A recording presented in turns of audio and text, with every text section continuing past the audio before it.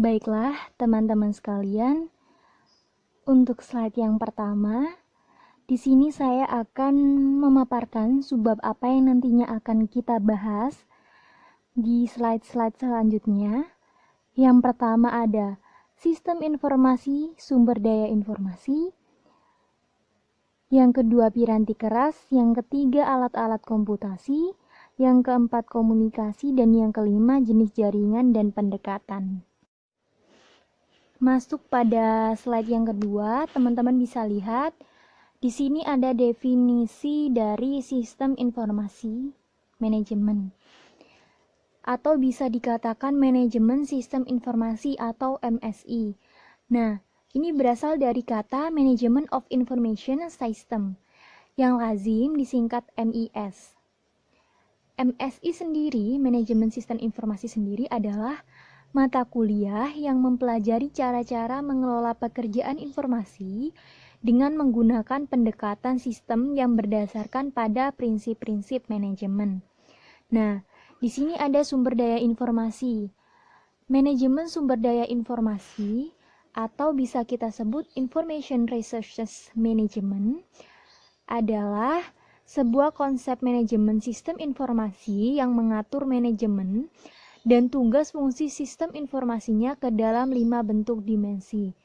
Nah, 5 bentuk dimensi di sini sendiri itu ada manajemen strategis, yang kedua ada manajemen operasional, yang ketiga manajemen sumber daya, yang keempat manajemen teknologi, dan yang terakhir manajemen pendistribusian.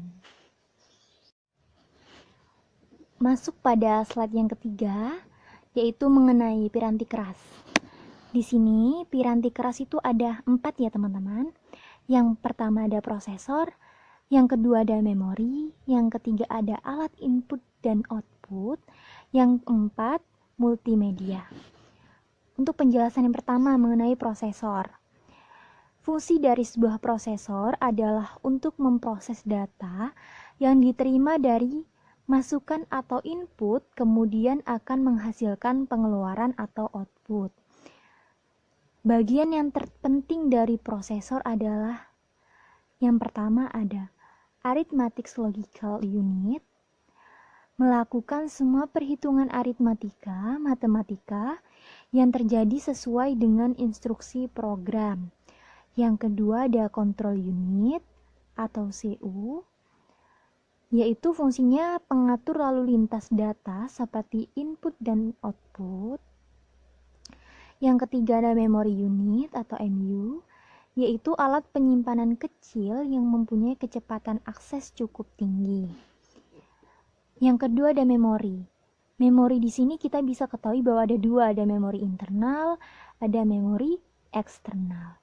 Memori internal berfungsi sebagai pengingat. Memori internal adalah memori yang dapat diakses secara langsung oleh prosesor. Dalam hal ini, yang disimpan di dalam memori utama dapat berupa data atau program. Sedangkan memori eksternal adalah memori tambahan yang berfungsi untuk menyimpan data atau program. Memori ini termasuk perangkat keras untuk melakukan operasi penulisan, pembacaan, dan penyimpanan data di luar memori utama, di luar memori internal maksudnya. Contohnya ada hard disk, ada flash disk, ada floppy disk. Yang ketiga ada alat input dan output. Komputer tidak akan banyak berguna tanpa alat-alat input dan output. Operasi bisnis membutuhkan sejumlah besar alat-alat input dan output, dan dikembangkan alat-alat untuk memenuhi kebutuhan tersebut. Yang terakhir ada multimedia. Evolusi utama alat input dan output adalah menuju ke arah multimedia. Penggunaan lebih dari satu media pada saat yang sama. Sebagian besar pengguna komputer dewasa ini tidak akan mendapatkan akses atas sistem informasi berbasis komputer jika tidak tersedia multimedia. Masuk pada slide yang keempat. Di sini akan dijelaskan mengenai alat-alat komputasi. Alat komputasi sendiri di sini tuh ada 4, ada telepon seluler dan pesan. Yang kedua ada smartphone, yang ketiga ada jaringan rumah, dan yang terakhir ada keamanan komputasi rumah. Nah, untuk yang pertama, telepon seluler dan pesan. Beberapa telepon seluler dapat menyimpan video-video pendek. Keypad menjadi alat input, namun telepon seluler memiliki kapasitas komputasi yang mendasar saja, dan keypad serta layar tampilannya bertindak sebagai alat input dan output. Yang kedua ada smartphone. Teman-teman pasti punya smartphone sendiri-sendiri kan? Nah, telepon seluler dianggap sebagai telepon cerdas. Ketika ia menjalankan pekerjaan-pekerjaan yang biasanya dihubungkan dengan komputer mikro. Sebut saja, smartphone bisa mengakses web dan dapat mensinkronisasikan seluruh informasinya, agenda, nomor telepon, dan banyak lagi dengan komputer mikro. Yang ketiga, ada jaringan rumah. Jaringan rumah telah sama populernya seperti perusahaan TV kabel dan perusahaan telepon yang memasarkan modem untuk koneksi internet broadband. By modem, kabel maupun DSL dapat membawa akses internet berkecepatan tinggi ke rumah-rumah. Tapi untuk masa yang sekarang, banyak orang memakai WiFi daripada modem. Yang terakhir ada keamanan komputasi rumah. Nah, di sini keamanan bagi sumber daya sebuah organisasi seperti server web, basis data, dan jaringan hendaknya menjadi tanggung jawab dari para profesional sistem informasi. Terdapat dua jenis pembaruan atau yang biasa disebut dengan update, yang penting bagi pengguna individu, yaitu update untuk sistem informasi dan untuk piranti lunak aplikasi. Mengupdate sistem operasi Anda penting artinya bagi keamanan dan efisiensi. Alat-alat komputasi peranti lunak dibagi menjadi dua. Yang pertama, peranti sistem dan peranti aplikasi. Peranti lunak sistem atau sistem software atau yang disebut juga peranti lunak sistem operasi menjalankan tugas-tugas mendasar yang dibutuhkan oleh seluruh pengguna dari satu komputer tertentu. Tugas-tugas ini berhubungan dengan peranti keras dan bukan dengan aplikasi yang dikerjakan oleh perusahaan atau pengguna. Yang kedua, peranti aplikasi. Peranti lunak aplikasi siap pakai atau pre-written application software atau kadang-kadang disebut peranti lunak off the shelf diproduksi oleh pemasok dan dijual kepada pengguna.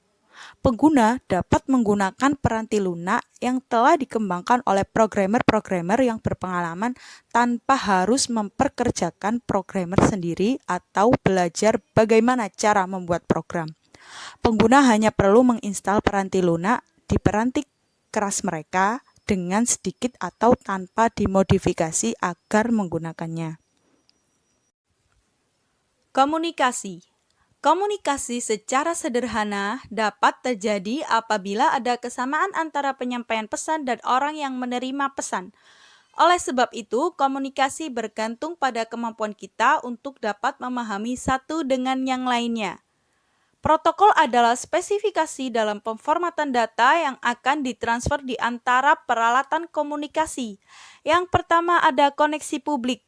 Yang kedua adalah saluran pribadi atau private line, yaitu suatu sirkuit yang selalu terbuka untuk satu lalu lintas komunikasi. Saluran pribadi yang ditujukan untuk Anda gunakan disediakan oleh penyedia layanan umum yaitu perusahaan telepon. Yang ketiga, jaringan pribadi maya atau virtual private networks atau yang biasa disebut dengan VPN. Yang keempat yaitu protokol untuk komunikasi komputer. Yang kelima ada paket data. Yang keenam adalah alamat jaringan atau yang biasa disebut dengan alamat IP. Oke, next. Komunikasi jaringan. International Organization for Standardization didirikan pada tahun 1946. Organisasi ini menciptakan arsitektur standar interkoneksi sistem terbuka atau Open System Interconnection atau OSI bagi koneksi-koneksi jaringan. OSI terdiri atas 7 lapisan. Yang pertama yaitu lapisan fisik untuk menyimpan dan mengambil data dari media jaringan. Yang kedua adalah lapisan link data untuk memindahkan data dari satu alamat jaringan ke alamat jaringan yang lain. Yang ketiga ada lapisan jaringan untuk mengedarkan data dari satu alamat jaringan ke alamat jaringan yang lain.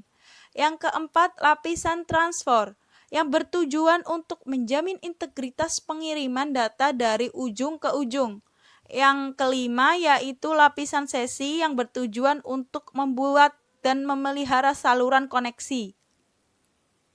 Yang keenam yaitu lapisan presentasi yang bertujuan untuk mengelola konversi penyajian data, dan yang ketujuh yaitu lapisan aplikasi yang bertujuan untuk melaksanakan komunikasi aplikasi ke aplikasi.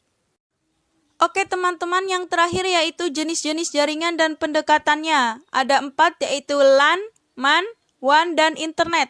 Yang pertama yaitu LAN, Local Area Networks, yaitu sekelompok komputer dan alat-alat lainnya seperti printer yang terkoneksi oleh suatu media yang sama.